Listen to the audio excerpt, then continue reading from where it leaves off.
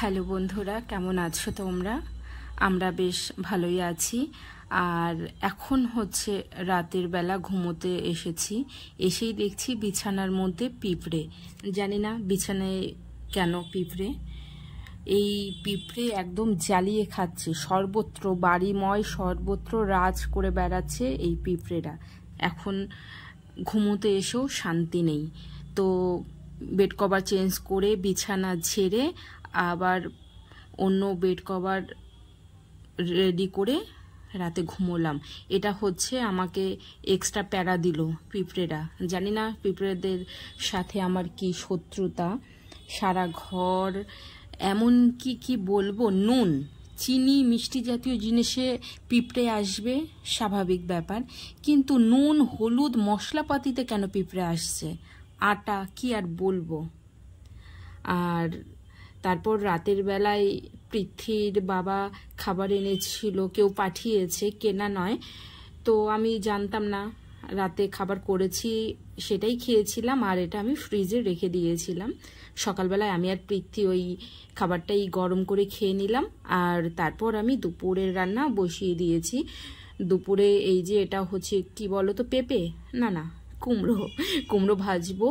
এদিকে চিংড়ি মাছ এই যে পরিষ্কার করে নিয়েছি, লাউ দিয়ে লাউ চিংড়ি করব।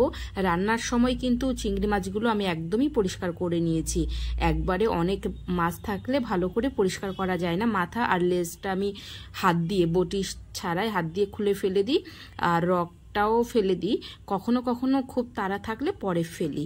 তো এই তো আমার এদিকে হচ্ছে লাউ চিংড়ি, আওয়ার মোস্ট ফেভারিট। আমাদের অনেকেরই পছন্দের তালিকায় লাউ চিংড়ি আছে। ভাত হচ্ছে, আর এদিকে শাকটা আমি ধুয়ে নিই।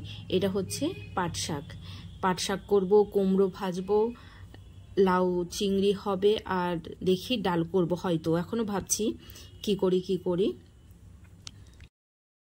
অবশেষে আমি ডালই করেছিলাম।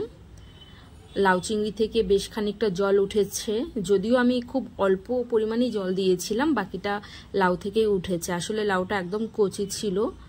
এখন জলটা শুকিয়ে গেলেই একটু ভাজা মশলা আছে দিয়েই নামিয়ে নেব। ওদিকে রান্না হতে থাক, এদিকে আমি একটু কাজ এগিয়ে নিই। ফলগুলো ধুয়ে নিচ্ছি, তারপর কেটে নেব। ঘরে মিষ্টিও ছিল, সেটাও রেডি করে নিলাম। আসলে আমি লাঞ্চ বক্স রেডি করার কথা বলছি। রান্না হয়ে গেলে তারপর আমি লাঞ্চ বক্সটা রেডি করে নেব। আমার রান্না মোটামুটি আজকের জন্য কমপ্লিট।